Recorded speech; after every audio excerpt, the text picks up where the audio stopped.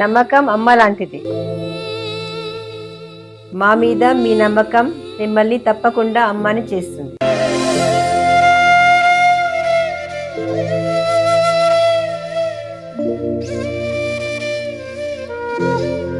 నేడు ఎంతో మంది మా మీద నమ్మకంతో అమ్మాయారు. మిథునం వారికి కనుక చూసుకున్నట్లయితే మీకు మిథునం వారికి ఉండే గొప్ప లక్షణం ఏంటి? వీళ్ళు నడిచే వికీపీడియా. ఎప్పుడు కూడా వీళ్ళు ఎప్పుడు నాలెడ్జ్ గెయినింగ్ బాగా చేసుకుంటూ ఉంటారు. అయితే మీకు ధనాన్ని ఇచ్చే గ్రహాలు ఏమిటి, ధనయోగం బాగుండాలంటే ఏ గ్రహాలు మీకు స్ట్రెంగ్తెన్ అవ్వాలి, ఏ దేవతారాధన చేసుకోవాలి, ఏ మంత్రం చదువుకోవాలి అనేటువంటి అంశాలు చెప్తుంది నేనైనప్పటికీ చెప్పిస్తుంది సాక్షాత్ లలిత అమ్మవారిగా భావిస్తూ ఆ అమ్మవారి అనుగ్రహం కూడా మీకు పరిపూర్ణంగా కలగాలని మనస్ఫూర్తిగా కోరుకుంటూ, ఫస్ట్ ఆఫ్ ఆల్ ఏంటంటే మీకు ధనాన్ని ఇచ్చే కారకుడు న్యాచురల్స్గా మీకు సెకండ్ లార్డ్ చంద్రుడు.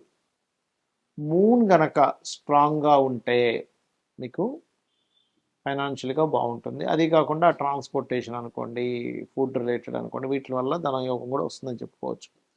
కాకపోతే మూన్ పాపకత్తెల్లో ఉండడము, వ్యతిరేక నక్షత్రాల్లో ఉండడము, వ్యధకు గురవడము, పాపగ్రహాలతో కలిసినప్పుడు మాత్రం ఏమవుతుందంటే ఒకవేళ ధనం సంపాదించినా నిలబడదు.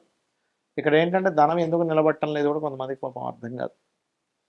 అయితే మీకు ధనం బాగా నిలబడాలి అంటే మీరు చేయవలసింది ఏంటంటే ముఖ్యంగా మీరు లాభాధిపతి, దశమాధిపతి ఈ గ్రహాలను యాక్టివ్ చేసుకోవాలి మిథునం వారు. ఎందుకంటే ఈ లాభాధిపతి పాపి, దశమాధిపతి పాపి లగ్నాన్ని చూస్తే, కానీ ఇవి శాంతపరాలి, ఇవి శాంతపరుస్తేనే మీకు ఫైనాన్షియల్ గ్రోత్ ఉంటుంది. అంటే కుజ, గురువు, వీలైతే సెకండ్ లార్డ్ ఇంకా వీక్గా ఉన్నట్టు చంద్రుడి దగ్గర కూడా చేసుకుంటే మంచిది. ఎందుకంటే న్యాచురల్గా సెకండ్ లార్డ్ కాబట్టి కుజ, గురువు, చంద్రుడు ఈ గ్రహాల దగ్గర దీపారాధన చేస్తూ ప్రధానంగా మీరు ఏ రోజుల్లో చేయాలి? గురువారము, మంగళవారము అండ్ శనివారము, సోమవారం ఈ 4 రోజులు చేయండి. చేస్తూ వీలైనంత మట్టుకు చంద్రశేఖర అష్టకం కానీ లేదా రాజరాజేశ్వరి అమ్మవారి యొక్క ఆరాధన మరియు ఓం సంపత్కరీ సమారూఢ సింధుర వ్రజసేవితాయ నమః అనే మంత్రము ఎంత మీరు రెగ్యులర్గా చేస్తూ ఉంటే అంత మంచిది. మరియు అభిషేకాలు ఎక్కువగా చేస్తూ ఉండండి. మీరు ఎంత అభిషేకాలు చేయడము, తర్పణాలు, గణపతికి అయితే తర్పణము, అభిషేకాలు ఇవి ఎంత బాగా చేస్తుంటే అంత చక్కటి ధనయోగం ఉంటుంది. అయితే ఇక్కడ ధనయోగం లేనటువంటి జాతకం ఉండదండి, ఎప్పుడైనా గుర్తుపెట్టుకోండి. ధనయోగం ఏ రేంజ్లో ఉంది, ఏ రూట్లో ఉంది, అంటే ఏ మార్గంలో ఉంది. అది ఎలాగంటే కొంతమంది చూడండి హీరోలు, యాక్టర్స్ అవుతూ ఉంటారు, మోడల్స్ అవుతూ ఉంటారు. అప్పుడు వాళ్ళకి ధనయోగం లగ్నంతో సంబంధం ఉంటుంది. మీకు ఎప్పుడైనా ధనయోగం కనుక లగ్నంతో సంబంధం కలిగింది, ఇందాక నేను చెప్పినటువంటి మీ రాశికి మీ లగ్నానికి ఏదైతే కాంబినేషన్ చెప్పానో అది లగ్నానికి సంబంధం వచ్చింది అనుకోండి, మీరు ఒక మోడల్ గానో లేకపోతే మీరు ఒక యాక్టర్ గానో, ఇప్పుడు అంటే మిమ్మల్ని చూస్తే ధనం వస్తుంది అన్నట్టుగా. ఇప్పుడు యాక్టర్స్, మోడల్స్ వీళ్ళంతా అదే కదా, అట్లా అన్నమాట.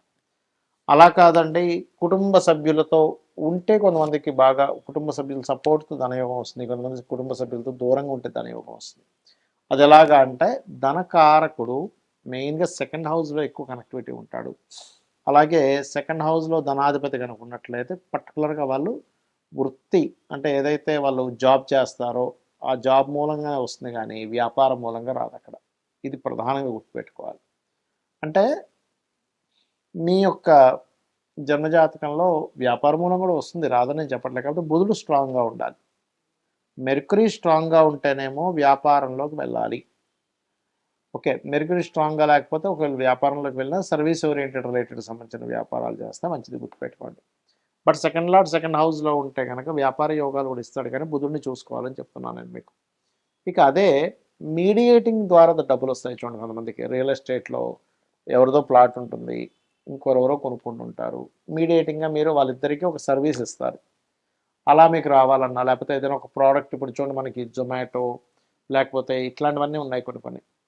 అవి ప్రోడక్ట్ వాళ్ళది కాదు, ప్రోడక్ట్ ఒకరు అమ్ముతారు, ఇంకొకరికి అవసరం ఉంటుంది, వీళ్ళ మధ్యలో ఉండి వాళ్ళు ఒక యాప్ క్రియేట్ చేసి చేస్తుంటారు. అలాంటప్పుడు ఏంటంటే థర్డ్ లార్డ్ ఇస్తున్నాడని అర్థం చేసుకోవాలి. అంటే థర్డ్ హౌస్ కనుక మీకు ధనయోగంలో కనెక్ట్ అయితే అప్పుడు మీరు ఓకే నేను ఆన్లైన్లో మీడియేటింగ్గా ఏదైనా చేయాలి, అంతేగాని అలా ఆన్లైన్ అన్నాను కదా అని వెళ్ళిపోయి మీరు ఆన్లైన్లో ఈ పేకాటలు ఇవి ఆడటం కాదు. మరి కొంతమందికి భూమి మూలంగా ధనయోగం ఉంటుంది, లేదా ప్రాపర్టీస్ మూలంగా ధనయోగం ఉంటుంది. అంటే కొంతమంది ఏం చేస్తారంటే ప్రాపర్టీస్ మీద కనుక ధనయోగం ఉంటే మీరు ప్రాపర్టీస్ మీదే మీరు ఇన్వెస్ట్మెంట్ చేయాలి. అయితే అది ఎలాగా, గృహం మీద చేస్తారా స్థలం మీద చేస్తారా అని చూసుకోండి.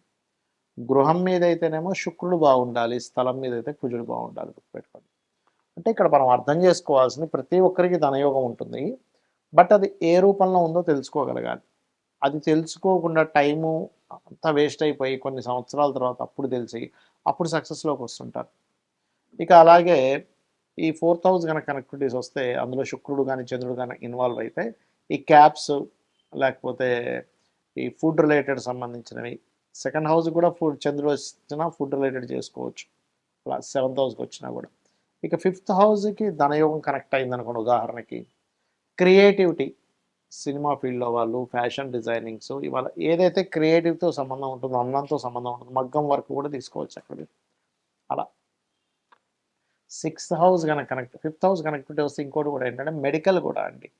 అంటే మీకు కనుక ధనయోగం పంచమ స్థానంతో సంబంధం కలిగి ఉంటే మీరు ఆరోగ్య సంబంధించిన వాటిలోకి వెళ్ళడం ద్వారా, అందులో పర్టికులర్గా రవి సంబంధం వస్తే కనుక ఆరోగ్యం ద్వారానే మీకు డబ్బులు వస్తాయి. అంటే మీరు ఆరోగ్యంగా ఉండడం వల్ల కాదు మెడికల్ షాపులు, హాస్పిటల్స్, జిమ్స్ ఇట్లా తీసుకోవాలి.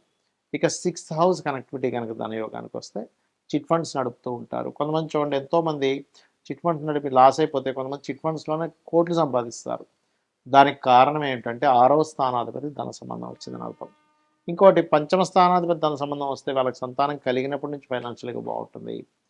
6వ స్థానాధిపతి ధన సంబంధం వస్తేనేమో వాళ్ళు అప్పు తీసుకొని కోటీశ్వర్లే, మళ్ళీ అప్పులు కూడా తీర్చేయగలుగుతారు. అదే అప్పు స్థానం కారకుడు పాడైతే కనుక అప్పులు పాలవుతారు ఎక్కువగా, అది గుర్తుపెట్టుకోండి.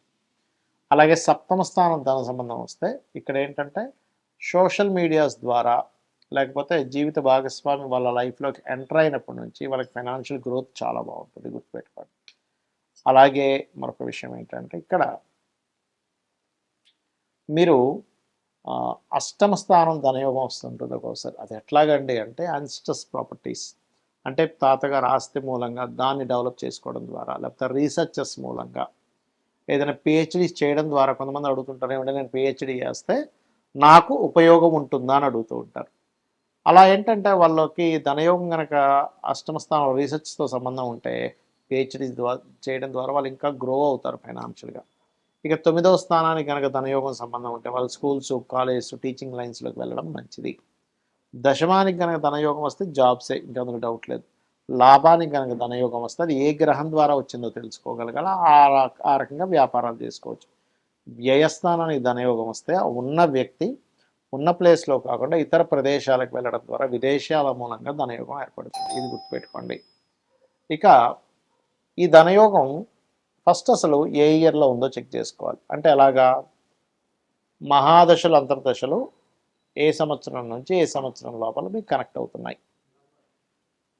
ఎర్లీ ఏజ్లో ఉందా, కొంచెం మిడిల్ ఏజ్లో ఉందా, లేట్ ఏజ్లో ఉందా ధనయోగం అనేటువంటిది, పాపకత్తెరలో ఉందా, శుభకత్తెరలో ఉందా, దానికి మహాదశ అంతర్దశలతో పాటు గోచారం ఎంతవరకు సపోర్ట్ చేస్తుంది, ఇవి ప్రధానంగా తెలుసుకోవాలి. ఇవి తెలుసుకోకుండా అయ్యో నాకు రావట్లేదని, లేదా అతనికి అసలు ఏ వ్యాపారం ఏ రూట్లో ఉందో తెలియక ఇబ్బంది పడుతుంటారు. కాబట్టి ఇది పాపకత్తెరలో ఉంటే పాపగ్రహాలకు దానం ఇస్తూ ఉండాలి.